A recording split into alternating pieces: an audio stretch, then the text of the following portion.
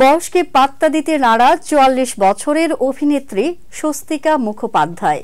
কলকাতা ইন্ডাস্ট্রির Glamour girl Swastika মুখোপাধ্যায়কে নিয়ে চর্চাও চলতে থাকে প্রতি মুহূর্তে। ব্যক্তিগত জীবন নিয়ে তেমন কোনো লুকোছাপা করেননি কখনো। ব্যক্তিগত জীবনে বহু সম্পর্কের মাধ্যমে পরিচিত স্বস্তিকা মুখার্জি।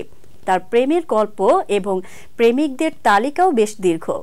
যদিও ব্যক্তিগত জীবন নিয়ে বরাবরই খোলামেলা ছিলেন, তবে প্রথম প্রেমিকের পরিচয় কখনো প্রকাশ করেননি মাস্তান খ্যাত এই অভিনেত্রী।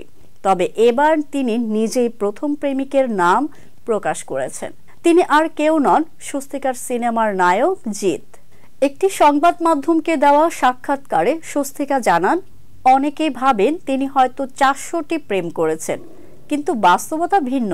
তার জীবনে মাত্র 6 বার প্রেম এসেছে। স্বস্তিকা বলেন, প্রতিবারই তার প্রেমিক ছিলেন বিশিষ্ট ব্যক্তি এবং তাদের সঙ্গে গভীর সম্পর্কে জড়িয়েছিলেন তিনি।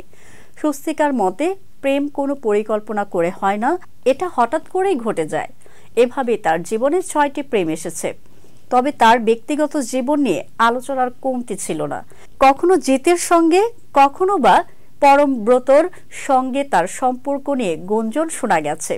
পরিচালক সৃজিত মুখোপাধ্যায়ের সঙ্গেও তার সম্পর্কের কথা সবাই জানেন, যদিও সেটাও বিচ্ছেদে শেষ হয়। পরে পরিচালক সুমন মুখোপাধ্যায়ের সঙ্গে তার প্রেমের সম্পর্ক নিয়ে ব্যাপক আলোচনা হয়। সেই সময় স্বস্তিকা নাকি হোটেল রুমে আত্মহত্যার চেষ্টাও করেছিলেন।